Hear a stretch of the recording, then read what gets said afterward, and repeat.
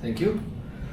Alright, welcome to part 2. So let's see a quick application, well not very quick but well somewhat quick application of the things you have done, but we will also see an application of something else we need in order to make progress. So let's recall a couple of lectures ago we discussed sort of moral application of equivalence classes, right? We noted that equivalence classes, in fact this is an issue. So equivalence classes is not a great terminology, but it is the one that I'm used to. I don't like dependence classes either because it's actually mutual dependence classes, not dependence. And this morning I was chatting with Nikhil and I was saying that maybe we should just call them CLM classes. But apparently CLM 99 was not the first paper that introduced the dependence relation. Before that there was a paper of just C and L, Marcelo Carvalho and Claudio Lucchesi, in 1996, which already introduced the dependence relation, but it did not exploit it to the same extent as CLM 99 did. And Marcelo's thesis, I believe, is probably the first place where you will see the dependence relation, but most likely it is in Portuguese, so yeah, it may be difficult. Anyways, so whatever, we'll call them equivalence classes because I'm too used to it. And we noted that equivalence classes may be classified as solitary classes and non-solitary. In a solitary class, each edge is solitary. Solitary means belongs to exactly one perfect matching. And in a non-solitary class, no edge is solitary, right?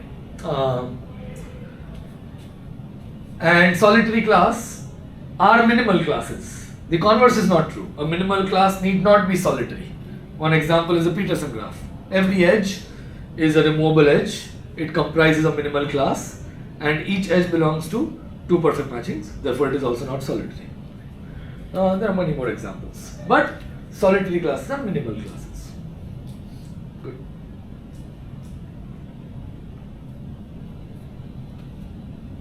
Okay. So let's, the moral here is, instead of studying solitary edges, one should actually study solitary classes. That makes more sense in some sense. Right? So one question we could ask is, how many solitary classes could be there in a matching covered graph? Well, I don't know. We can ask for a special case. What about two connected cubic graphs?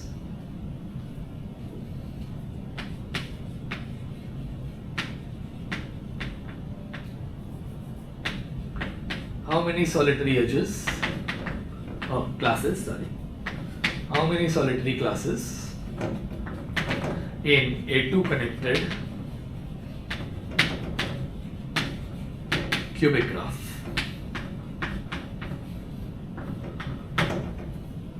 Well, two connected cubic graphs are either 3-edge colorable or not. Supposing we have a 3-edge colorable two connected cubic graph, then can we say something? What about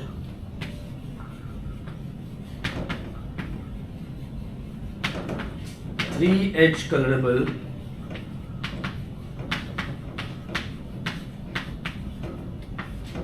two connected cubic graphs? Can we say something about this? Think about it. I have a 3-edge colorable two connected cubic graph. Consider the 3-edge coloring. Pink, blue and yellow, those are the three colors I have. Then in each of them is a perfect matching of the graph. Perfect matching. What is the relation between perfect matchings and equivalence classes? That's another question that comes up. Let's think about that. Is there some, well, beyond the fact that equivalence classes are defined using perfect matchings, is there some relation between perfect matchings and equivalence classes?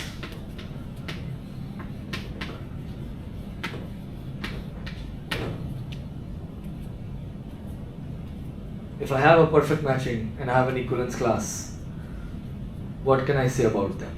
Supposing M is my perfect matching and Q is my equivalence class. Can I say something about it? What can I say?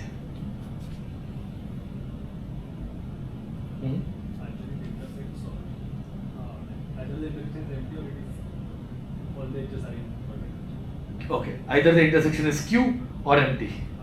Right? Exactly, right? You all agree?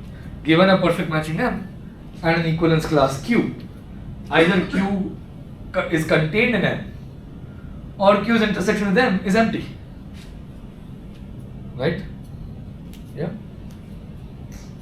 This implies that every perfect matching is a union of equivalence classes, some equivalence classes. Every perfect matching is nothing but a union of equivalence classes. Yeah?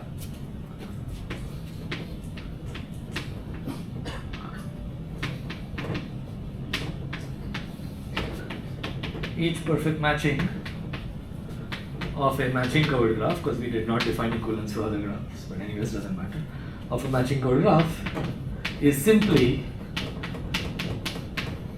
a union of some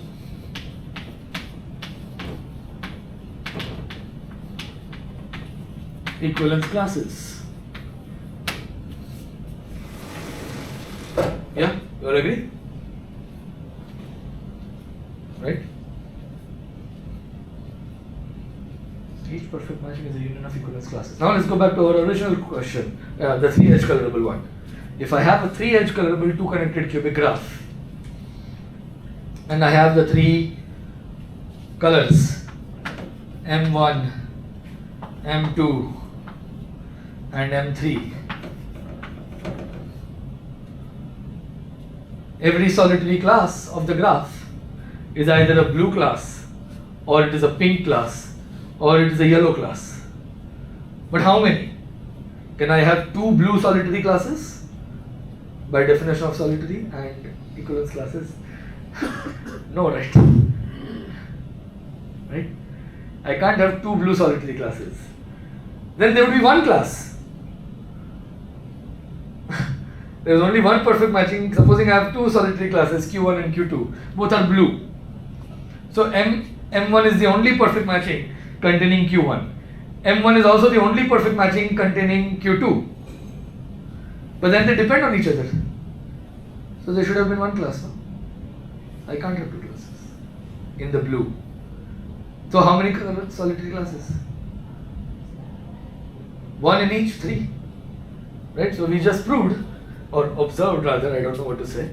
We just observed that in a 3-edged colorable 2-connected cubic graph, there are at most 3 solitary classes. In a 3-edged colorable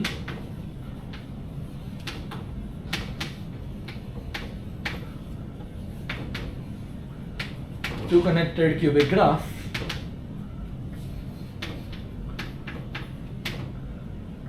there exist at most 3 solitary classes.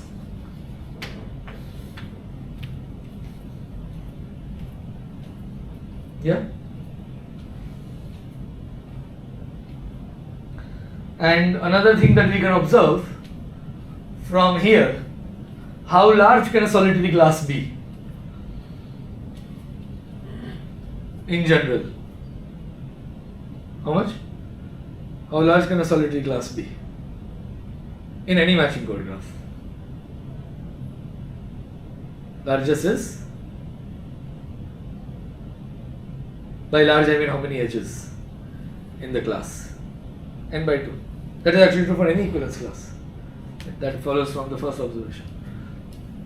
Every perfect matching is simply a union of equivalence classes. So therefore also we conclude that every equivalence class is just at most N by 2. Okay? So each equivalence class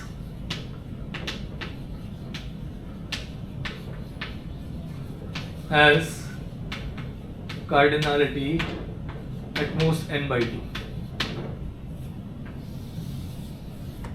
Okay, that is anyways something we could have concluded much earlier in life, but anyways, we can conclude now. Okay. So in particular, a solitary class could also have cardinality n by 2. And we have seen some examples before, and I think I've drawn this example multiple times by now. You basically, what you do is you take a few copies of K4 and a few copies of theta. I'm not drawing the whole thing. And then you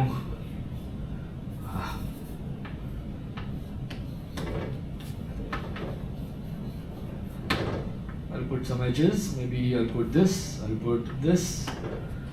So I'll remove the edge of K4 and I'll remove the edge of theta and do something like this. It's basically just a bunch of K4s and thetas joined in some way. Delete one edge and then. And here you have a solitary class that is a full perfect matching. I don't need to say full, I guess. It's a perfect matching.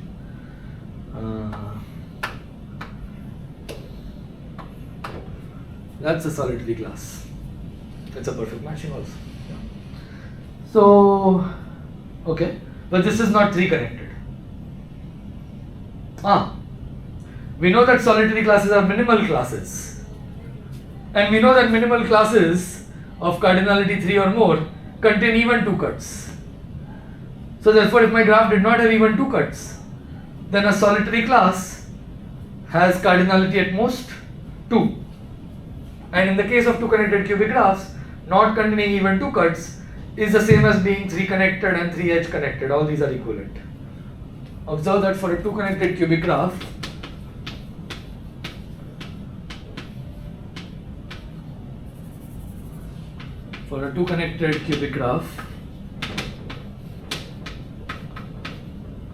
the following are equivalent.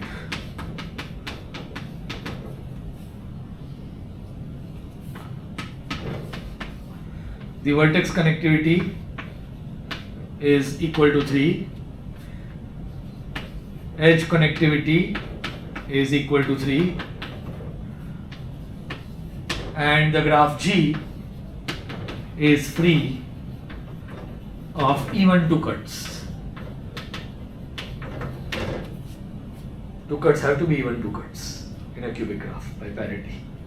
Yeah? Okay? So these are all the same.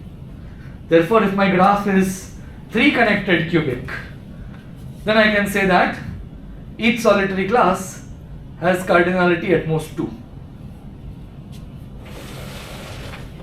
So corollary of the first part, in a 3 connected cubic graph, each minimal class and therefore each solitary class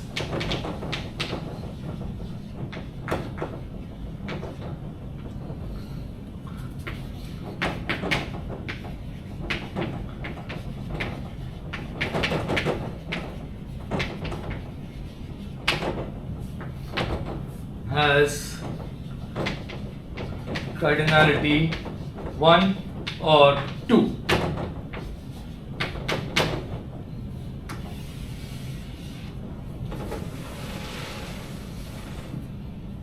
So we have good things.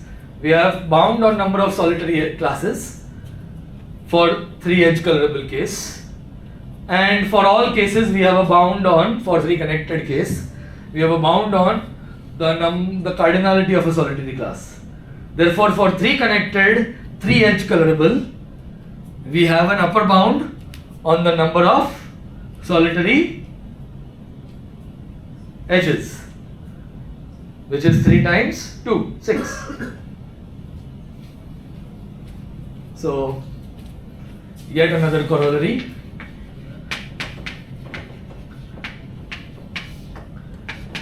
In any 3 edge colorable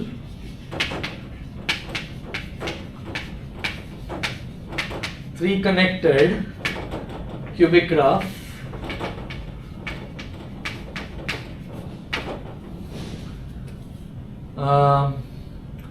there are at most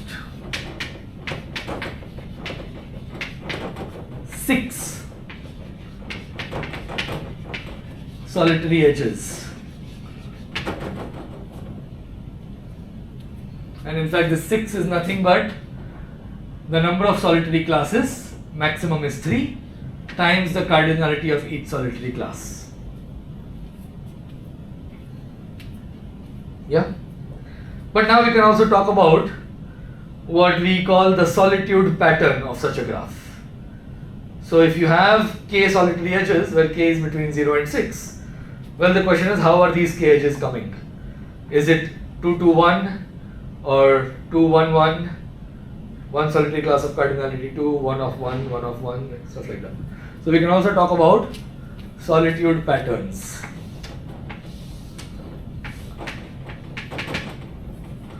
Now we have interesting questions to solve in life. When we characterize these fellows. So the possible solitude patterns are 2 2 2, 2 2 1, 2 1 1,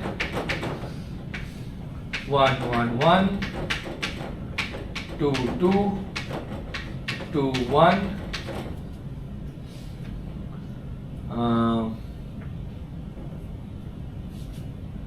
2 2 2 1 2 1 1 1 1 1 2 2 2 1. Okay, 2 1 1 2 1 empty. 10 solitude patterns. These are the 10 solitude patterns any 3-edge colorable 3 connected cubic graph can have. 3 connected we cannot do anything about. We can't make it better because you can see that I can easily make this example larger to have more than 6 solitary edges. Interestingly, my example is exactly 6, but you can make this example larger and get a perfect matching, right, of solitary edges in any 2 connected cubic graph. So you can't improve the bound for 2 connected cubic graphs in general. But what about 3-edge colorable? Can we get rid of 3-edge colorable? Can we somehow eliminate this fellow? That would be nice. If we can eliminate this fellow, that would be great. Yeah? But we can't eliminate 3 connected. We need 3 connected. Yeah? Okay. So it turns out we can also eliminate 3-edge colorable. In fact, we can prove the following. If there exists a solitary edge, then the graph is actually 3-edge colorable. So this is something we'll prove next. So this is going to be a corollary of something else.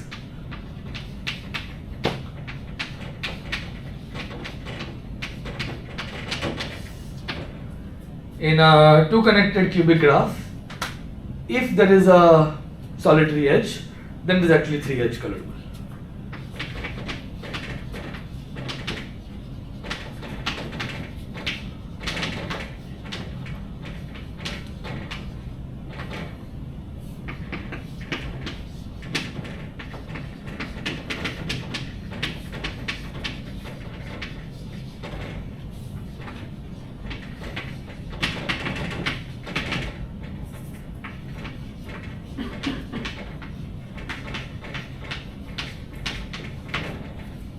We'll prove this.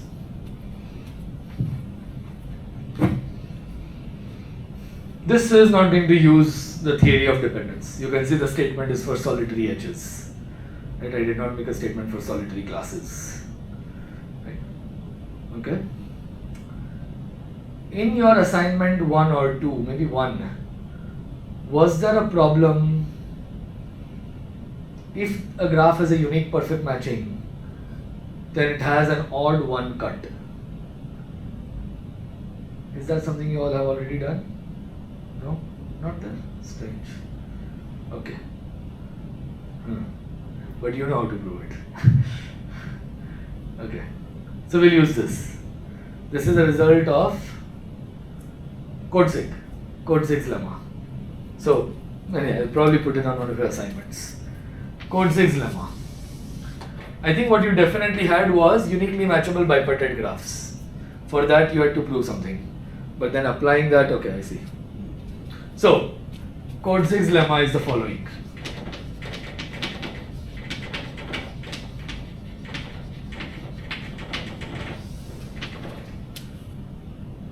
Let's go back to solitary. Let's observe that solitary edges is very intrinsically connected to graphs that have a unique perfect matching. An edge UV is solitary if and only if some graph has a unique perfect matching. You all see that? An edge UV of a graph G is solitary if and only if some graph has a unique perfect matching. Yeah?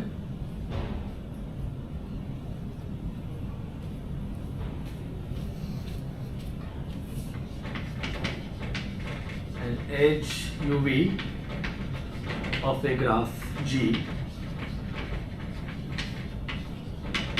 is solitary, which means it belongs to only one perfect matching, if and only if G minus U minus V is uniquely matchable, has a unique perfect matching.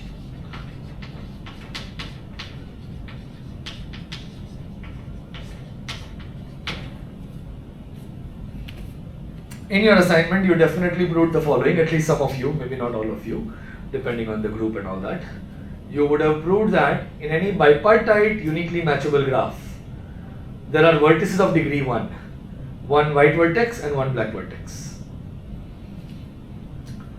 In particular, if you have a vertex of degree 1, then that edge is a cut edge. It is what we call an odd one cut. It is a single edge, so it is a one cut. Odd because it removes one vertex from the rest of the graph. So both shores are odd. It turns out that is actually true in general. For any graph, if there is a unique perfect matching starting from K2, there is an odd one cut. Okay? Every uniquely matchable graph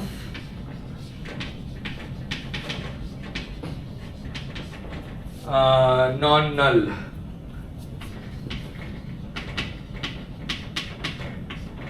every uniquely matchable graph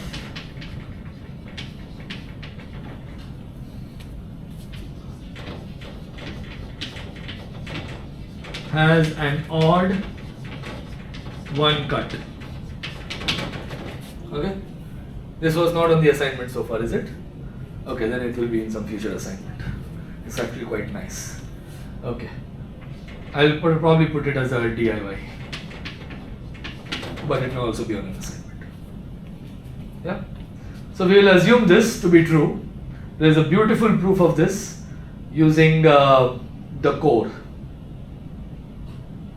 Is that correct? Yeah, we defined core for all matchable graphs. So using that, there is a very nice proof of this.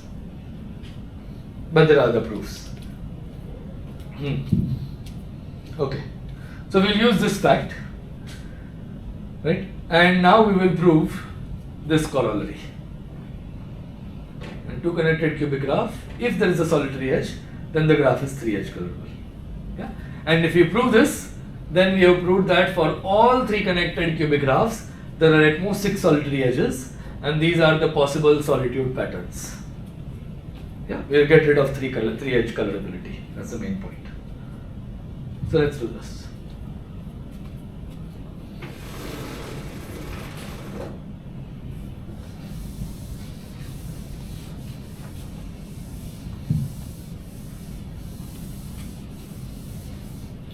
So let's take a 2 connected cubic graph G.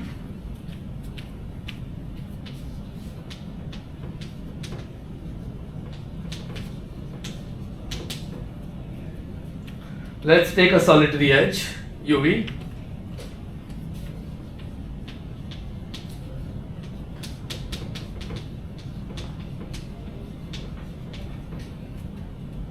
And let's try to prove that the graph is 3-edge colorable. We're going to use code 6 lemma. So we'll delete the 2 vertices and we'll get an odd one cut. G minus U minus V has an odd one cut. Take any such odd one cut. Odd one cut looks like this. Yeah? You delete this edge. This is in G minus U minus V. So this is not the edge UV. This is some other edge. after deleting the two vertices u and v. Let me call this edge f. Doesn't really matter. I'll give it a name f. So we deleted two vertices and we got this creature. Can you all now do some work in your notebooks maybe to figure out what the original graph looks like? What does the original graph look like? The original graph was a two connected cubic graph. So can you try to make possible drawings?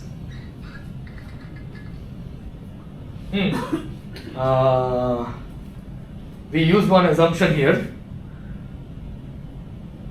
that g minus u minus v has vertices.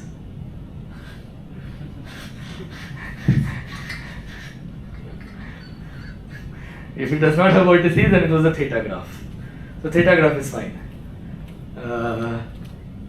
Theta graph has solitary edges and is 3-edge colorable. So we can say if theta, we are done.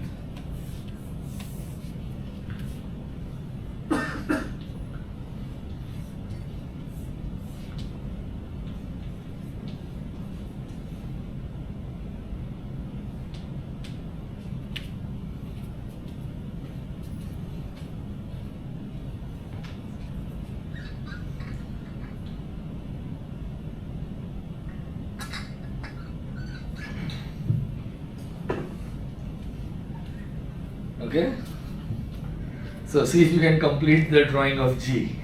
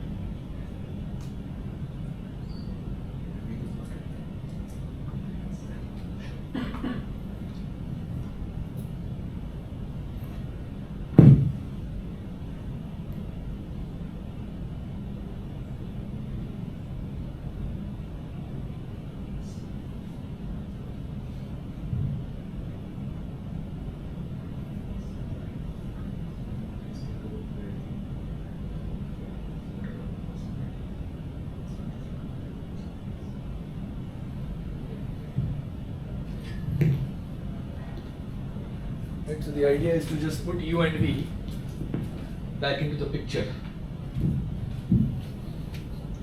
We deleted u and v, but they were there originally. And now complete the drawing. And you can see that there are only, in a sense, only two ways to complete the drawing.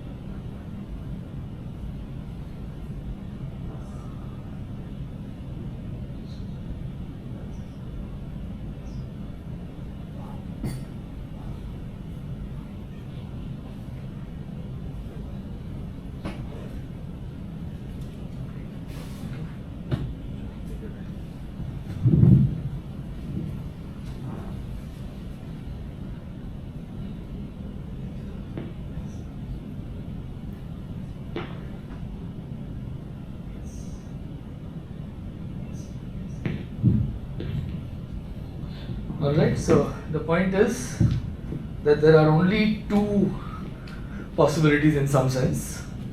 Right, so either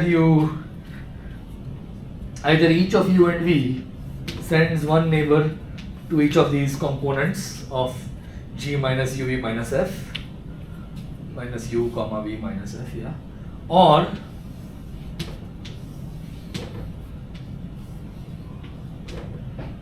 u sends both to one and v sends both to the other. These are the two possibilities.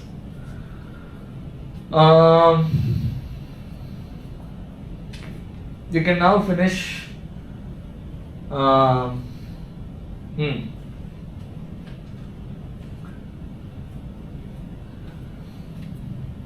In either case, we get a 3-cut. This is a 3-cut, and here also, this is a 3-cut. Yeah? 3-cut is good news for a cubic graph. Also for a two-connected cubic graph. 3-cut is almost always good news. Right? Because it allows you to do induction. Right? So, because you have a 3-cut, of course it may not be non-trivial. It may not be non-trivial. But if this one is not non-trivial, then you take the other one.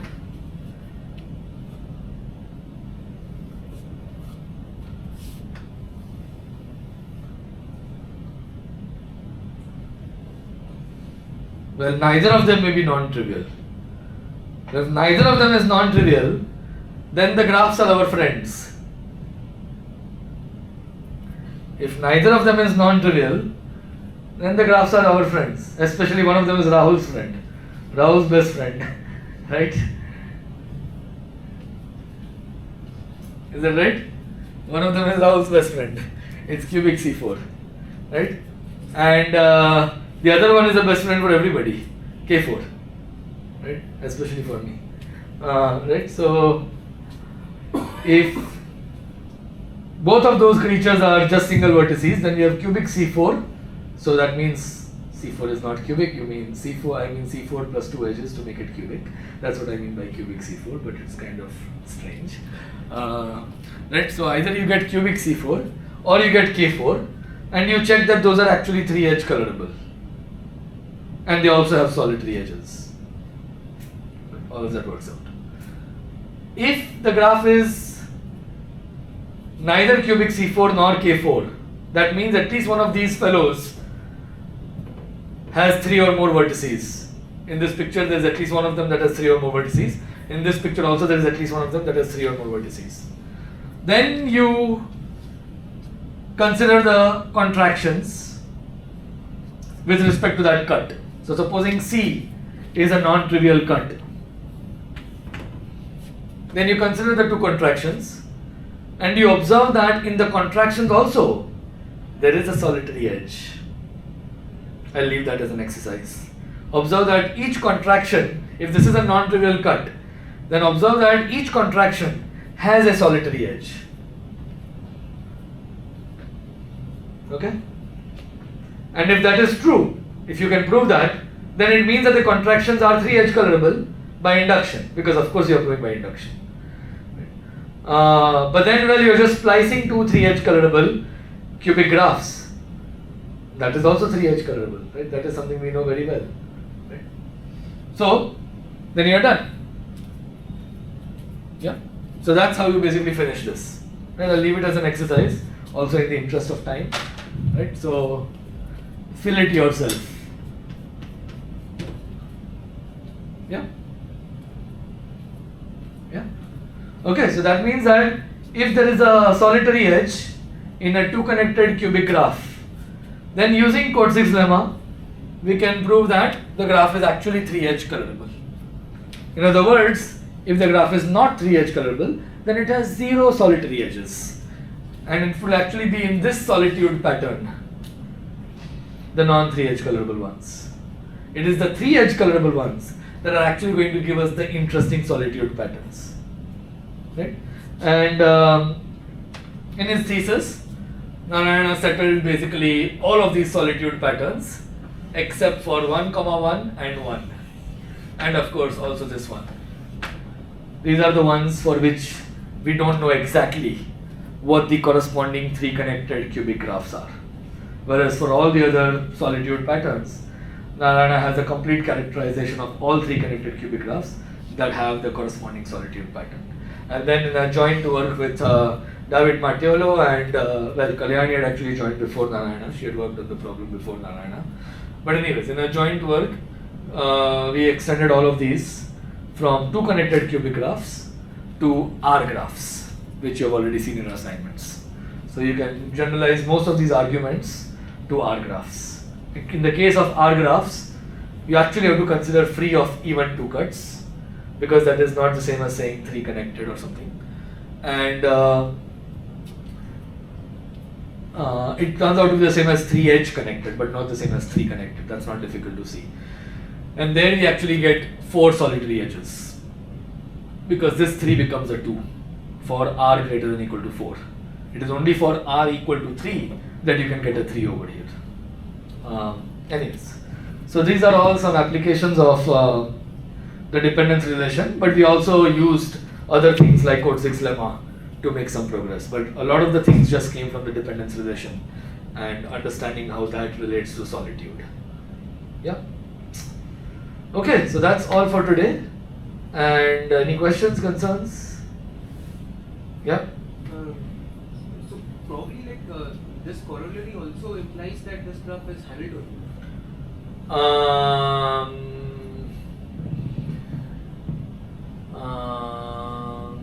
Since it's 3 edge convertible, take the perfect matching containing the solitary edge, take any other perfect matching and take the XOR.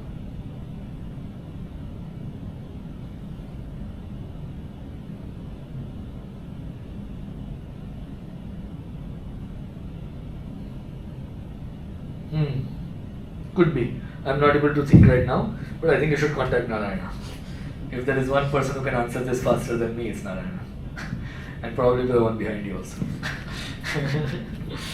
Okay, good. Any other points?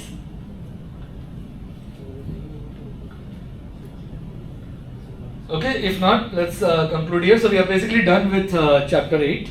I skipped a couple of very easy propositions and all. I might just tell you what they are, but they are actually very straightforward. They are just easy observations. We have proved basically all the difficult things in the chapter, and we have also covered a little bit of chapter 9 because I got too tempted by bricks and all, and we also used that in some sense. So tomorrow we will have a guest lecture by Rishikesh Gajala from IISL. He was a PhD student at IISc with Sunil Chandran, and now he is a postdoc at NYU Abu Dhabi, if I'm not mistaken. And he will be giving the guest lecture tomorrow on something related to quantum stuff, but related to matching graphs, of course. Otherwise it would not be a guest lecture here. And on Monday we begin chapter 9 and we continue this journey. So chapters 9 and 10 are also related to removability, dependence, but they are more focused on bricks and solid bricks respectively. And then chapter 11 is about ER decomposition. So we will use some of these things, especially corollary 8.18, we will use for ER decomposition theory. And then the last chapter, I think we won't be able to do more than that in this offering of the course, will be on matching minors and conformal minors, which is all related to ER decomposition theory and all. Yeah. Okay, cool, exciting times. See you on Monday. Oh, no, see you tomorrow.